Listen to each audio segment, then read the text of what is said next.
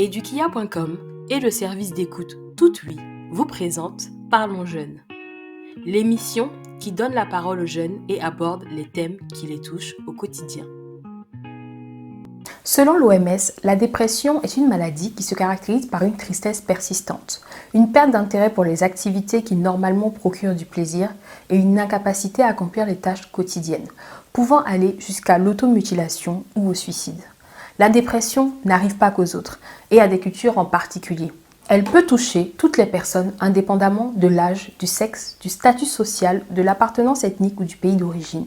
Ce sujet nous tient à cœur et c'est dans le but d'y être tous sensibilisés que nous allons écouter les témoignages précieux de 3 jeunes et bénéficier des conseils d'une spécialiste.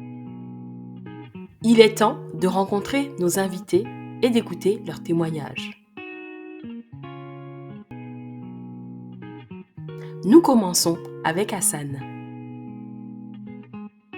Et du coup, Hassan, l'idée c'est qu'on puisse commencer avec toi. Tu as accepté de nous partager ces informations, donc merci beaucoup. Et on espère que ça va aider d'autres jeunes, voire même d'autres personnes qui vivent ou qui vivront la même situation. Quels sont les événements qui, selon toi, ont contribué au développement de la dépression? Je dirais en premier lieu le divorce des parents.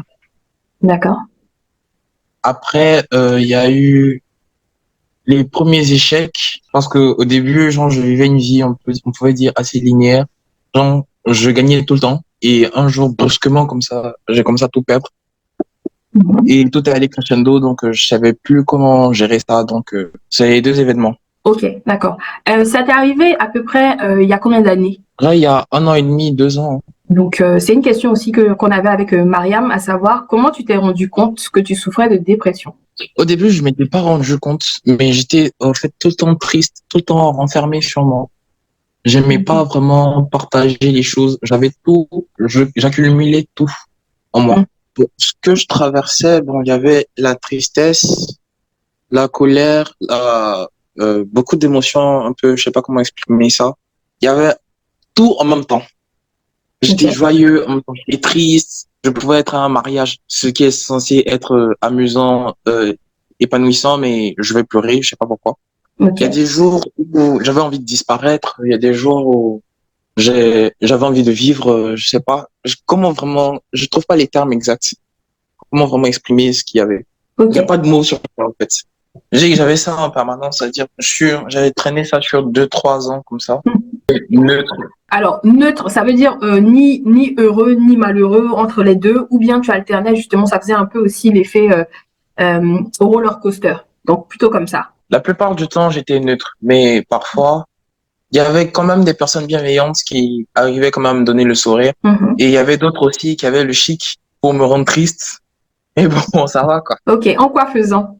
Les gens qui te rendaient triste, justement. Bon, à l'école, forcément, il y a un peu de harcèlement, il y a un peu de mépris. Alors, pas forcément, mais du coup, dans ce cas-là, il y en avait. Oui, il y en avait. Ok, est-ce qu'il y a des motifs ou des raisons ou enfin, il n'y a pas de justification, hein, c'est clair. Mais est-ce que tu savais pourquoi, en fait, ça, on va dire, tu subissais ça? Bon, de mon analyse, je sais pas vraiment ce qui se passait dans la tête des autres, mais de mon analyse, j'étais assez différent. Et généralement, les gens, quand ils vous voient assez différent, ils vous traitent de bizarre, d'étrange, on n'arrive pas à te cerner. Tu es qui, toi? Pourquoi tu es comme ça? Pourquoi tu es bizarre? Tu vois? Donc, en plus de ce qu'il y avait côté familial, il y a eu aussi cet aspect-là. Oui, à l'école. D'accord. Oui, justement, par rapport au harcèlement, j'aimerais savoir si c'était déjà fréquent avant que tu ne te rendes compte de la dépression en quelque sorte, ou bien ça s'est accru avec la dépression. Est-ce que tu penses que le fait d'avoir été dans cette période un peu triste, difficile, a accentué ce que les gens pensaient de toi ou le harcèlement qu'ils ont pu te faire subir? C'est-à-dire que avant que je tombe réellement dans la dépression, j'étais, on peut dire, assez normal. Et après, comme la dépression est venue, je me suis renfermé chez moi-même, je ne parlais plus. Je restais uniquement dans mon coin, je m'habillais en tout noir, j'étais à part. Donc, c'est ce qui a poussé les gens à plus dire que ce gars-là, il est bizarre, ce gars-là, on n'arrive pas à le comprendre. Pourquoi il est comme ça? Les gens sans mettre de mots, quoi. Tous les matins, on venait me poser la question, mon frère, pourquoi toi, t'es bizarre? Tu as aussi mentionné le fait que parents, alors se séparent entre autres, t'es senti à des moments un peu seul au monde, j'ai envie de dire, dans le sens où tout ce qui arrivait, c'était ta pomme et que tu devais gérer les choses, on va dire, en solo. En fait, je me suis retrouvé seul. Pourquoi? Parce que après que papa et maman soient séparés, Mhm. chacun essaie de donner le meilleur pour l'enfant. Est-ce que vous voyez un peu? Ouais. Donc, chacun essayait de cravacher dur pour pouvoir mettre l'enfant à l'aise, etc. et tout. Et moi, franchement, j'avais vraiment pas besoin de ça. Moi, je voulais Mhm. juste la présence de papa et maman, pouvoir discuter, pouvoir échanger, pouvoir partager des expériences et tout. Mais au moment où j'avais besoin de ça, ils étaient pas là. Et à un moment donné, je me suis assis, je me suis dit, bon, en fait, faut que tu te débrouilles tout seul pour avoir ça, sinon, tu pourras pas. Genre, on va pas tout te donner, au fait. Donc, il faut que toi-même, tu te battes pour pouvoir acquérir certaines choses. Et donc, l'idée là maintenant, c'est de comprendre comment la dépression donc, a affecté ta vie quotidienne, tes relations, et puis les activités que tu faisais ou pas. Bon, lorsque ça s'est réellement déclenché, comme je le disais au début, j'avais arrêté tout. Je restais enfermé dans la chambre. Moi, je suis un gars, j'aime bien vraiment la technologie, donc je passais mon temps à jouer aux jeux vidéo, à faire des montages vidéo, à faire de la musique, même électronique, tout ça. C'est seulement ça que je faisais. Avant, j'avais une passion, c'était le basket, la natation, le vélo et tout ça, mais j'ai tout arrêté. J'avais la paresse de faire. Ok, Et de d'accord. plus en plus, la paresse s'est installée dans ma vie. J'arrivais même plus à faire des choses basiques. Mhm. Genre faire le ménage, faire à manger et tout. Je restais là comme ça, mais j'avais faim, mais bon, je mangeais pas. Et du coup, face à ça, l'entourage, est-ce que ils exprimaient des choses, ils te le faisaient remarquer, ou bien ils n'ont pas forcément vu ce qui se passait? Tout le monde n'a pas vu ça dans un premier temps. Et Mhm. ceux qui ont remarqué, pour eux, c'était un caprice. Genre, ouais, je fais ma crise d'ado, donc je veux juste qu'on me regarde et tout. Donc, ils m'ont laissé comme ça, quoi. Ils ont dit, non, c'est sa crise d'ado, ça va passer. Ok. Euh, il veut juste faire l'enfant, quoi, ça va. Oui. Donc, finalement, qu'est-ce qui t'a un peu aidé à t'en sortir ou bien quels ont été tes recours? Vers qui tu t'es tourné ou bien comment d'abord tu as pu savoir ce que tu vivais puisque au départ tu ne savais pas exactement ce que c'était. Comment tu as fait pour savoir et vers qui tu t'es tourné, je veux dire, dans le soutien puisque tes parents ou tes proches apparemment ne comprenaient pas vraiment ce qu'il en était. Bon, moi, j'ai fait plusieurs recherches sur ce que j'avais parce qu'à un moment donné, je me disais pourquoi j'étais comme ça aussi. Parce que tout Mhm. le monde me disait pourquoi tu es bizarre. À un moment donné, je me suis dit pourquoi je suis bizarre. Après, j'ai vu des articles sur la dépression et c'est pareil. Mais les symptômes ne collaient pas. Bon, chaque personne aussi développe ses propres symptômes aussi, je savais pas. Donc pour moi, c'était pas ça, mais je savais pas ce que c'était. En tout cas, moi, j'avais juste envie de partir en griffe. Donc j'ai essayé 3 tentatives de suicide.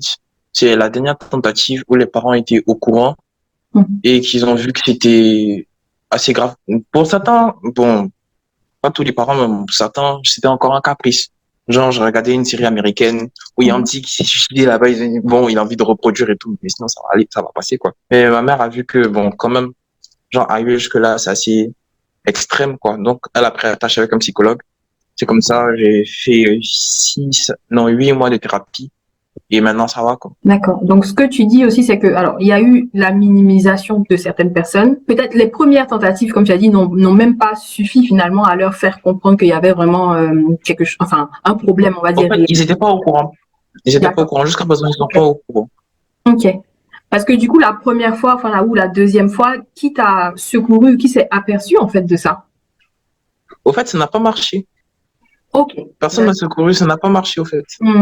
D'accord. J'ai pris un Ok. cocktail de médicaments, mais Hmm. je me suis réveillé après Ok. 2 fois et je me suis réveillé après. Donc, Comme tu disais, la thérapie que tu as pu suivre, en quoi, selon toi, elle t'a aidé? bon, elle a diagnostiqué la dépression déjà. Et Mhm. après, elle m'a aidé à mettre des mots sur ce que je ressentais, sur ce que j'arrivais pas à savoir. Je savais pas, en fait, en gros, ce que j'avais.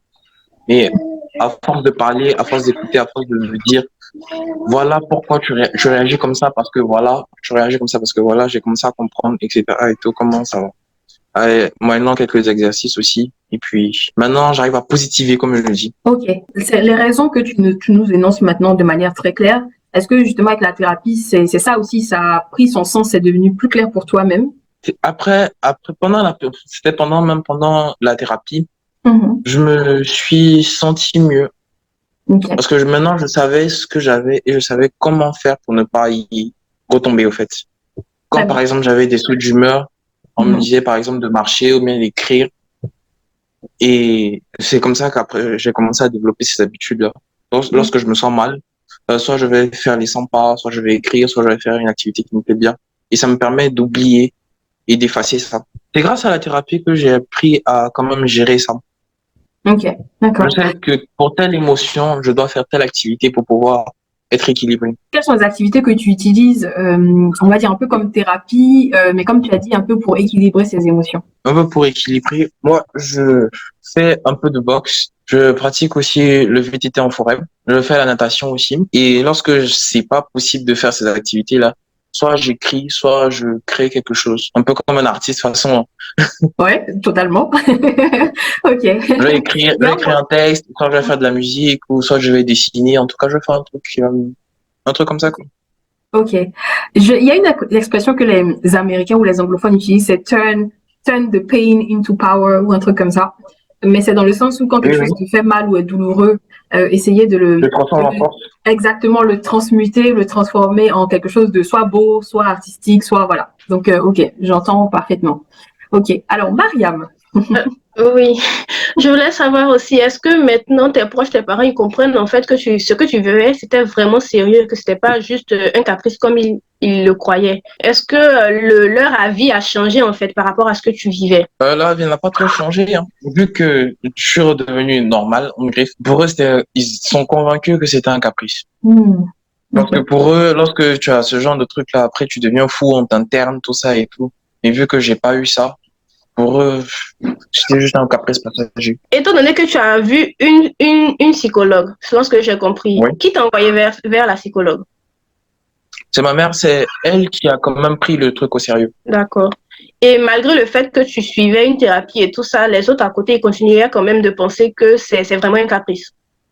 Voilà, oui. Et c'est tout à fait, je rebondis sur ce que Mariam et Hassan viennent de dire. C'est aussi pour ça qu'on fait cette vidéo-là. C'est justement pour montrer que, alors, au-delà de c'est pas un caprice, c'est réel, quoi. Donc, il faut arrêter aussi de minimiser, de réduire ce que les gens ressentent. En fait, bon, ça, c'est un truc de société, j'imagine. C'est le côté, si quelqu'un se blesse, on voit la blessure.